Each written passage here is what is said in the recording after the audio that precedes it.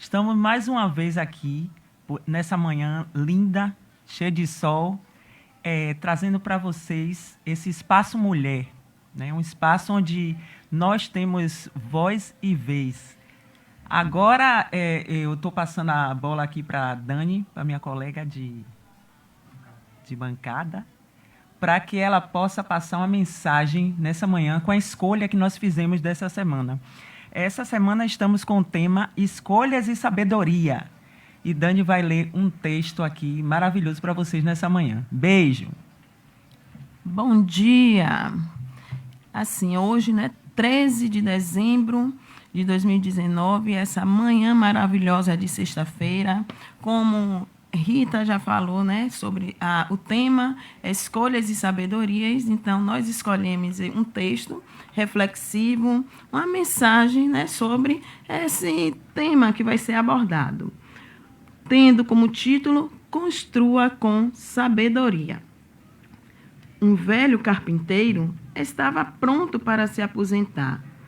Ele informou ao chefe o seu desejo de sair da indústria de construção e passar mais tempo com sua família.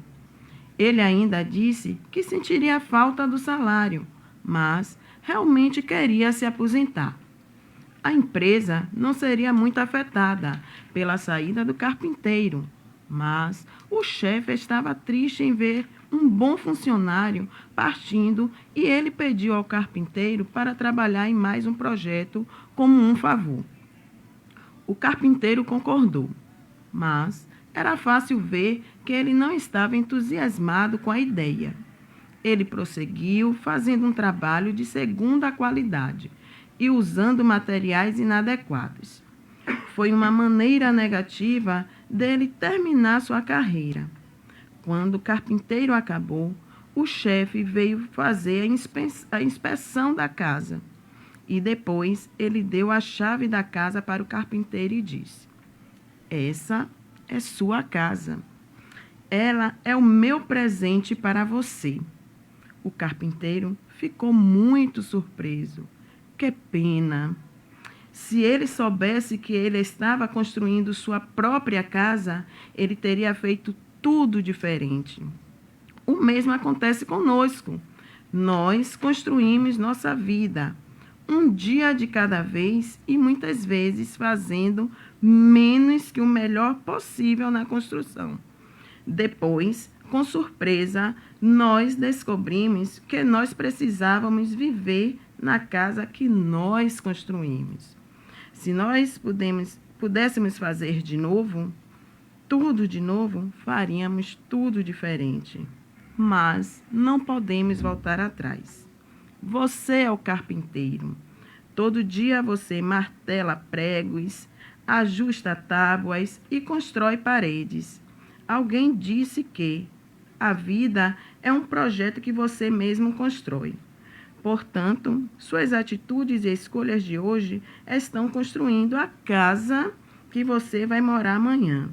Portanto, construa com sabedoria. Texto escrito por Valtair Freitas. E aí fica a mensagem reflexiva para todos vocês ouvintes. É verdade, Dani. Na verdade, nós escolhemos esse tema, Escolhas e Sabedoria, por se tratar de... nós, mulheres, temos muitas escolhas, né? Desde muito jovens, né? Tem essas adolescentes que estão nos assistindo hoje nas escolas. E as escolas, hoje, é o local onde elas se sentem abrigadas, muitas vezes, né?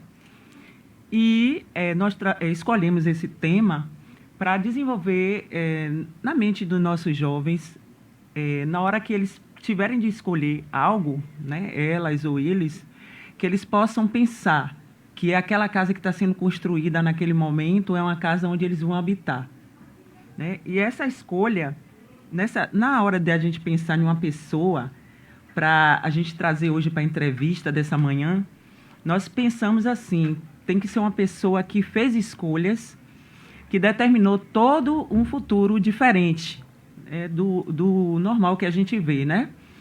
E essa escolha influenciasse outras pessoas, né? E na hora de escolher essa pessoa, nós lembramos da irmã Dejani.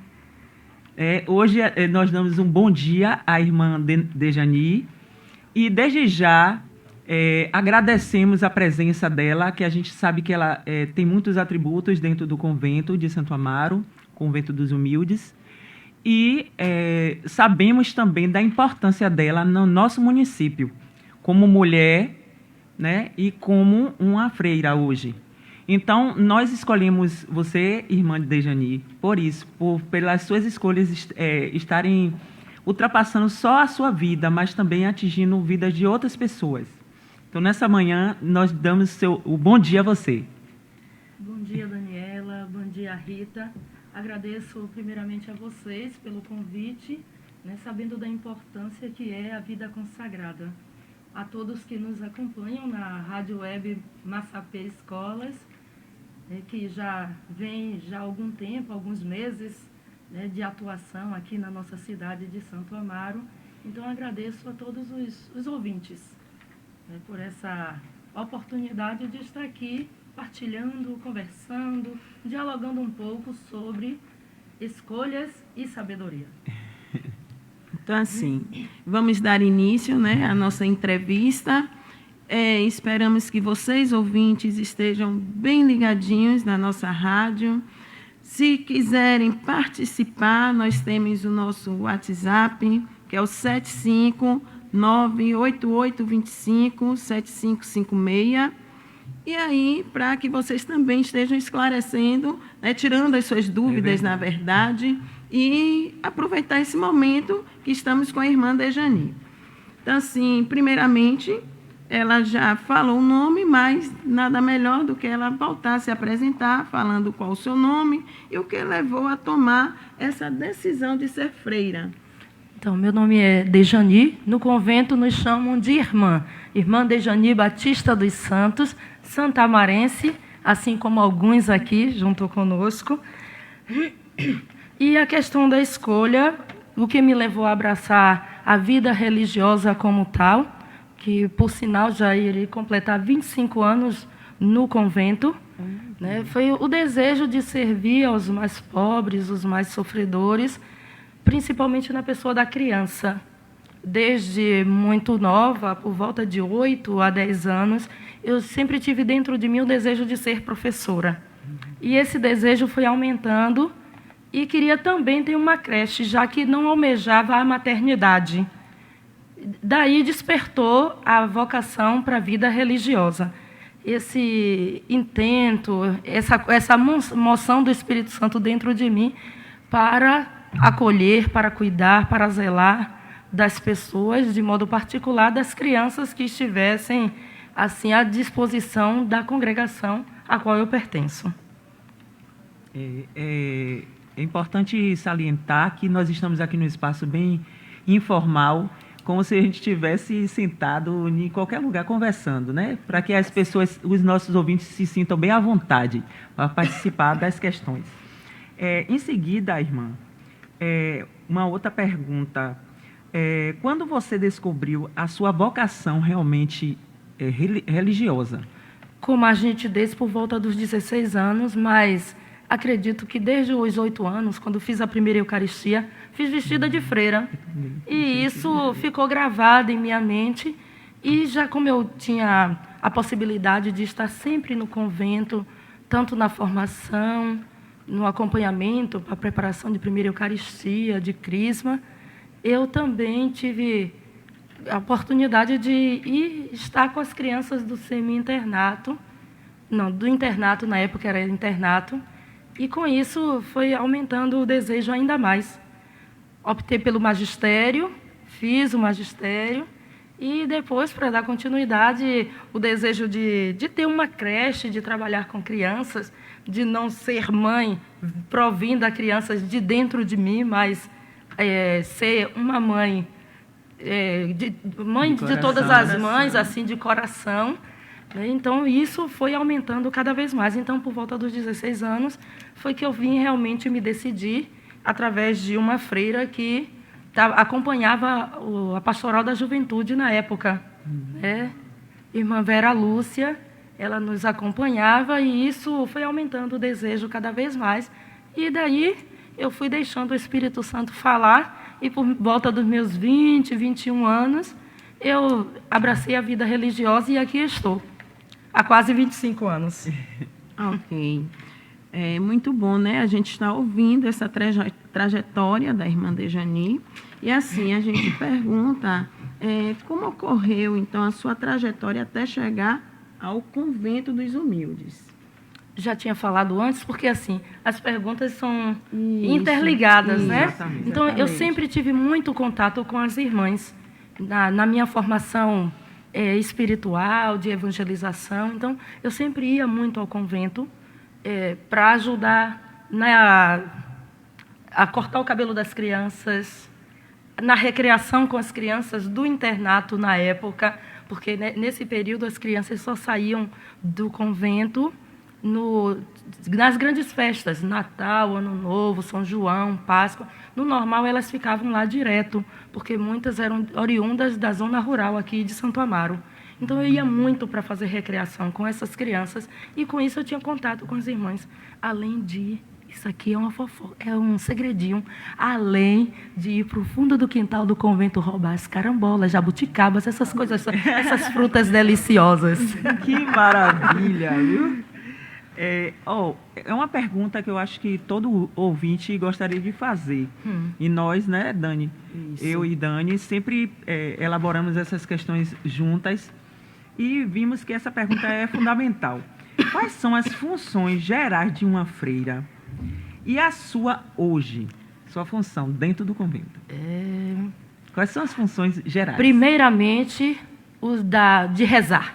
A oração por todos.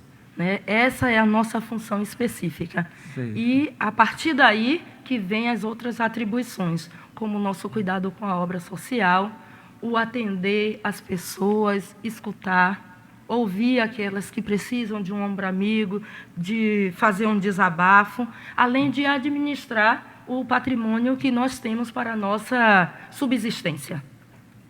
E minha função nesses últimos meses, porque eu já morei aqui em Santo Amaro outras vezes, mas fiquei 3 anos coordenando a congregação lá em Salvador e voltei no final de março para aqui, para Santo Amaro. Uma das nossas irmãs houve necessidade de também sair de descanso, de férias, precisou fazer algumas cirurgias, e daí eu fui assumindo todas as atribuições, todas as atividades. Estou no papel de superiora, não que eu seja registrado no papel, né, mas estou assumindo essa atividade para dar continuidade ao prosseguimento de tudo que acontece no convento. O Santo Amaro agradece por isso, viu? Por você estar nos acolhendo em todos os sentidos, né? E assim, a gente observa a questão, né, que realmente a gente precisa, né, estar doada, né, para essa função, as funções, né, quando ela traz que ela não está no papel como superiora, mas ela está desempenhando. Então, assim, não só lá, mas em todo lugar, quando realmente nós abraçamos a questão, nós temos que estar envolvidas, né? Tenho a minha função específica, mas a partir do momento que se tem a necessidade de a gente estar ajudando o outro, então a gente também tem que se envolver. E nesse envolvimento, digo que hoje é um desafio, mas também eu faço de muito coração, de muito bom grado. Nós temos uma irmãzinha lá no convento com 86 anos e que tem Alzheimer e que é uma criança que a gente precisa dar todos os cuidados. Como ultimamente só tem nós duas no convento, então a gente sempre brinca, tudo que é meu é seu, tudo que é seu é meu. Então ela cuida de mim e eu cuido dela. Muito bom.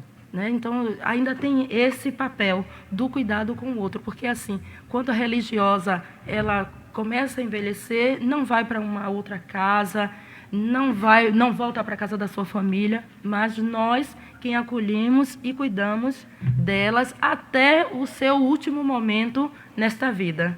Então, a nossa atividade é árdua, viu? Tem muita gente que pensa que freira não faz nada, mas nós fazemos muito. Não, nós sabemos sim. Agora sim, tem uma pessoa que mandou pelo Face um beijão para vocês, mano. Quem será? Foi Robert do Coral. Ah! Ele mandou um beijo para você, viu? Oh, um beijão para você também, Robert. Nos veremos, viu? Muito bom. Então, assim, falando, né, das funções, então, em sua opinião, como devemos considerar a vida de uma pessoa consagrada a Deus? Pessoas normais, né? A primeira coisa que deve ser considerada é que somos pessoas normais. Que antes de ser religiosa, nós também somos mulheres, somos seres humanos que precisamos de respeito, de consideração, de carinho, de atenção, como todas as outras pessoas. E, acima de tudo, ser considerada também não pessoas que só comem, dormem e rezam. Tirar essa concepção, porque isso me entristece muito, porque nós temos uma atividade árdua. Meu dia parece que não são 24, parece que são 30 horas, porque durmo muito pouco e acordo cedo para as atividades. Para estar aqui hoje de manhã, eu já fiz uma porção de coisas, quase chego atrasada. Né? Então, somos pessoas normais, gostamos de brincar, de conversar, de ouvir música, de dançar, mas fazemos tudo com medida. Nada extrapolando os limites, com disciplina, que é algo que, infelizmente, né, a gente pode falar um pouco, sei que tem muitos jovens, adolescentes nos escutando, mas que não leva muito em consideração e que a gente utiliza muito da disciplina. Horários para tudo. Então, nós temos os horários para as nossas refeições, as nossas orações, para o momento de recreação, de conversa, de brincadeira, de participar de missa, de tudo isso. Então, a gente observa esses horários e aí a gente consegue organizar toda a nossa vida. E se eu não tivesse essa disciplina, talvez hoje eu não estivesse aqui. Porque hoje eu precisei organizar tudinho para poder estar aqui. Então, a vida tem que ser assim, na disciplina. Não se zangue comigo não, viu, jovens, viu, adolescentes? Em alguns momentos a gente precisa dessa disciplina. É importante lembrar que nosso tema é sabedorias e escolhas, né? Uhum. E uma das escolhas que nós temos que ter desde jovens é justamente ter disciplina. Né? Porque as horas do dia parece que são mais longas, porque nós organizamos, né? Sim. A organização é fundamental para tudo. Faz a diferença. Faz a diferença. E se a gente tem um lado de perfeccionismo, aí sim, mais ainda. Nossa, aí agora sim, tem uma pergunta que é importante para que as mulheres possam entender, nossas mulheres, desde jovens até as mulheres mais idosas, entender qual é o papel, que você já começou, na verdade, a explicar. Qual o papel da mulher na Bíblia? Para elas entenderem que é o papel de uma mulher normal. Ela participava de todas as coisas, né? Inclusive das coisas do Senhor, mas ela tinha um papel de mulher. Sim. Eu gostaria que você falasse um pouco desse papel de algumas mulheres da Bíblia que você acha em destaque. Inicialmente, a gente vê, principalmente nos primeiros livros da Bíblia, que a mulher ela foi criada só para procriar e estar a serviço do marido, a serviço do companheiro, mas não é somente isso. Ela precisa colaborar, estar junto do companheiro, né? Mas a mulher na Bíblia, ela, além de estar junto do companheiro, ela tem um papel muito importante, não só em casa, nos seus afazeres em casa, no acompanhamento da família, mas também nas suas atividades, no seu trabalho, por conta de toda a emancipação da mulher, né? E na Bíblia não é diferente.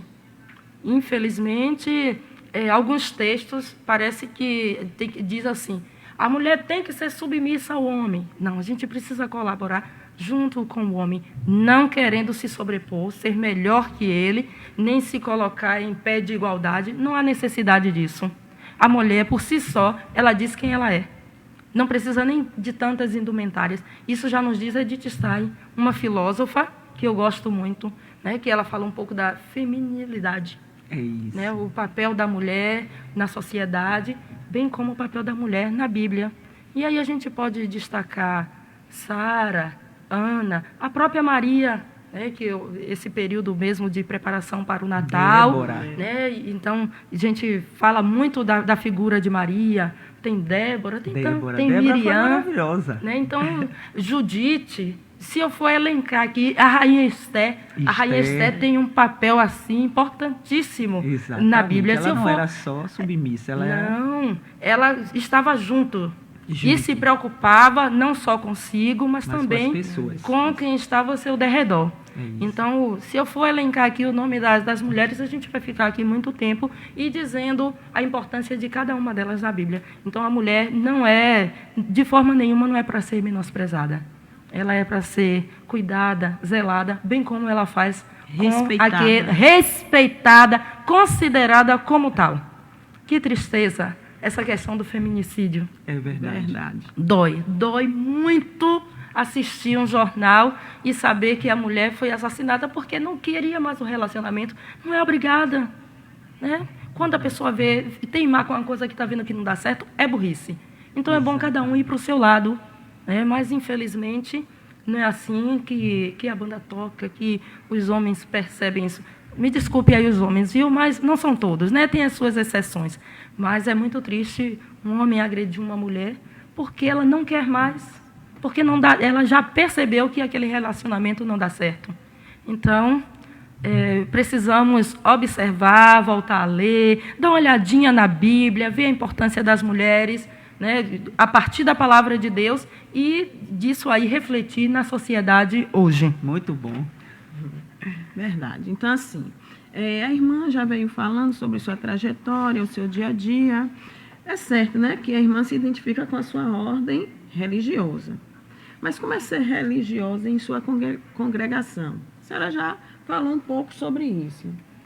Só para reforçar mais, às vezes alguém aí que começou a nos ouvir agora, não, a senhora poderia estar falando para a gente. Claro que me identifico. A congregação é Congregação de Nossa Senhora dos Humildes, genuinamente baiana e santamarense, porque a congregação nasceu aqui em Santo Amaro há 211 anos atrás. Né? Quem não conhece, não sabe onde é o convento, é só procurar o Museu dos Humildes, que fica ali, grudadinho, é anexo ao convento. E desejando nos fazer uma visita, as portas estão abertas. Então, a identificação foi assim fundamental. Me lembro que, quando ainda estava no processo de descoberta, participação ativamente na igreja, o padre José Carlos, ele sempre dizia assim, as freiras, as irmãs, são o esteio da cidade de Santo Amaro. Elas são o para-raios. E isso me questionava, por que será? Então, eu vou ver. Foi uma das motivações também para que eu pudesse entrar no convento, né, de perceber isso aí, de querer saber por que as irmãs eram esse para-raios. E com isso eu me identifiquei. Porque como a gente tem um carisma de ser uma presença eucarística no meio do povo, né, no meio do povo e também no seio da igreja, aí fui me identificando cada vez mais. Nós temos uma função específica de adoração ao Santíssimo Sacramento, em que a gente faz o revezamento quando éramos um número considerável de irmãs, porque no convento aí já teve quase 30 irmãs. Hoje nós estamos reduzidas a 3, por conta de tantas outras coisas que a gente vai falar daqui a pouco, nos próximos questionamentos, né? Mas eu me identifico muito, não só por ser santamarense, mas por conta das atividades que são produzidas no convento. Primeiramente, a questão da oração, do contato, esse contato com Deus, constantemente, a todos os dias, e também o contato com o povo, com o sofredor, com as crianças, com os pais, com mães, com essas pessoas que sempre nos procuram. Então, a identificação foi desde o início. Desde muito jovem que eu me identificava por conta dessa frase de Padre José Carlos. As irmãs são os para-raios da igreja. E é verdade, as mulheres têm um papel desse, né? De orar. Em relação à sua escolha, como foi na época que você escolheu? Como foi? E hoje, no mundo contemporâneo, houve alguma mudança em relação a essas escolhas? Inúmeras mudanças, né? Então, já são, como eu tinha dito antes, já são 25 anos já de convivência no convento. E uma dessas mudanças é a questão da emancipação da mulher, né? Da independência da mulher. E isso mudou bastante. Há 25 anos, a gente batia na porta do convento desejando a vida religiosa. Hoje a gente tem que ir atrás da juventude, falar de tudo que existe, de tudo que o convento oferece, da sua vida de oração, de disciplina, de zelo e cuidado para com o próximo. Isso mudou bastante. Então, a questão da emancipação, da independência da mulher, teve um salto muito grande. Mas, assim, para algumas coisas, claro, são positivas, mas para a vida religiosa ficou um pouco a desejar, porque hoje a gente vê uma escassez muito grande para a vida consagrada. Não só na nossa congregação, mas se vocês fizerem um balanço, todas as congregações, tanto de origem brasileiras quanto de origens estrangeiras, caiu muito o número, né, de procura, de desejo. Se você me perguntar, vocês têm noviça hoje? Eu te digo não. Há quanto tempo vocês não têm noviças? Desde 2013. Então, já são 6 anos e eu sou a mais jovem, viu? Sou a mais jovem, sou a caçulinha do convento. Assim, continuando, né, já que se tocou de noviças, gostaríamos de saber, no convento dos humildes, existia um colégio interno para meninas. Sim? Nós sempre tivemos uma obra social, que não era o colégio, é uma ramificação, né? Tem o colégio e tem também a obra social, que é o internato. Então, tem essa diferenciação.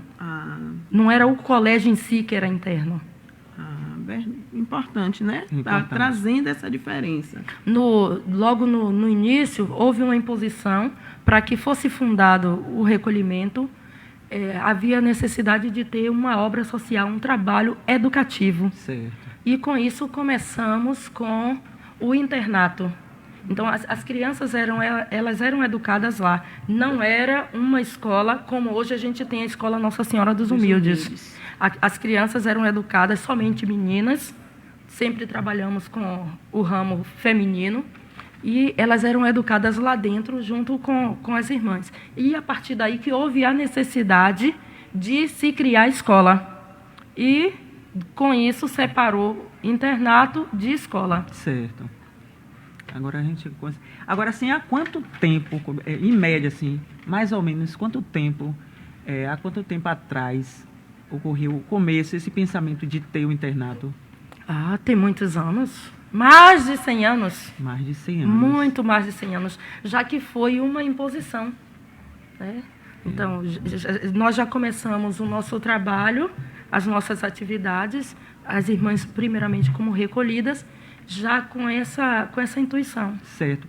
E hoje as meninas não estão mais internadas? Elas, pela manhã, elas chegam por volta de 7h30, 8 horas, vão para a escola, passam lá no convento, depois vão para a escola, 11h30 saem da escola e que vão fazer o reforço escolar, alimentação, tudo isso conosco. Então, nós fazemos a complementação das atividades que são feitas na escola. Você acredita que deixou de ter o internato por quê? Foi mais por questão de imposição dos poderes públicos. Certo. Ministério Público, dizia-se que as crianças elas tinham que estar no seio da família, independente de como estivesse estruturada essa família, tinha que estar nesse contato com a família. Por isso que elas já não dormem mais lá. Elas chegam de manhã, de tarde, por volta de 4h30, 5 horas da tarde, elas estão indo embora. Que no passado elas ficavam e só iam para casa em tempos fortes, em grandes festas. Nessa época, o curso da escola era ministrado, na época, era ensino básico ou tinha alguma outra diferenciação de escola normal? Ensino básico, normalmente, nós sempre trabalhamos com a escola fundamental, o Fundamental 1. E aí, até o presente momento, é assim a escola. Certo. E aí a gente faz o reforço dessas crianças que participam dessa escola. assim, sobre a data da fundação do museu, é a mesma da igreja ou como é que foi isso?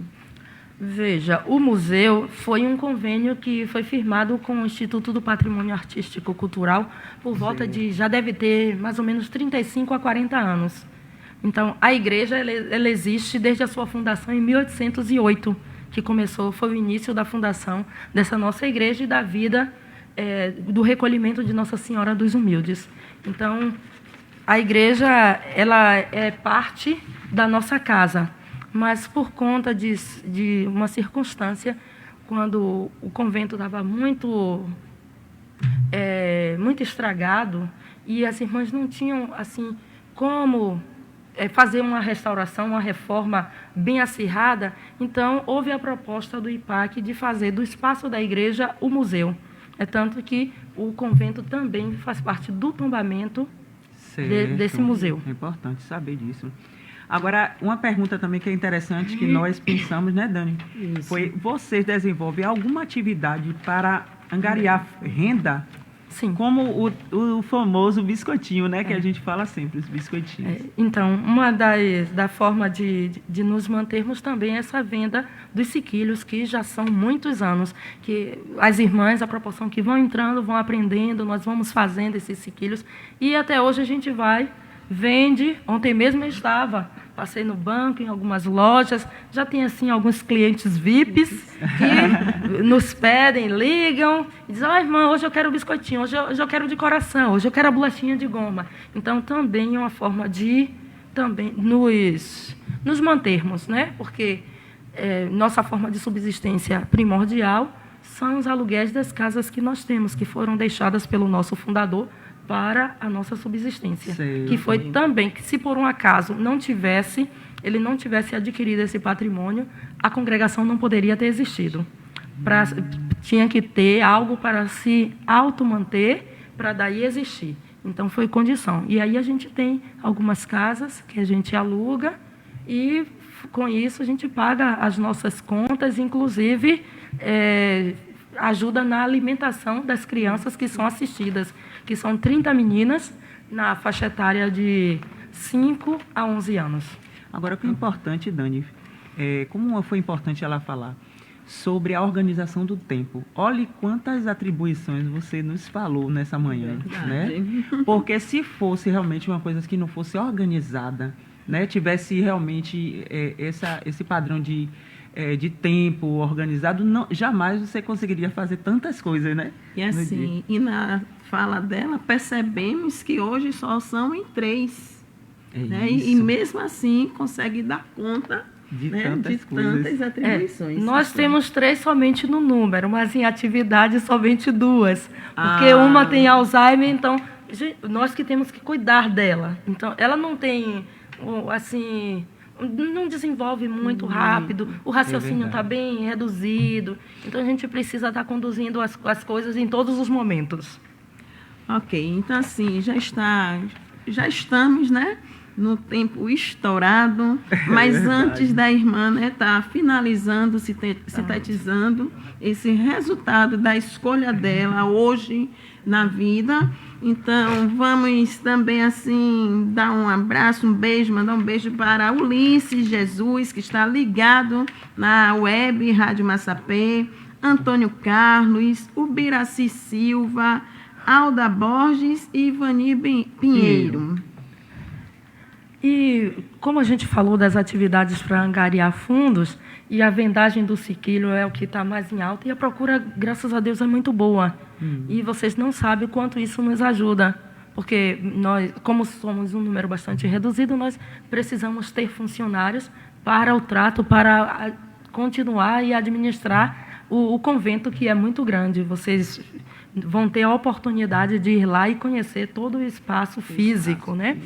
E aí a gente precisa complementar para estar pagando os encargos sociais, salário, tudo isso dos nossos funcionários.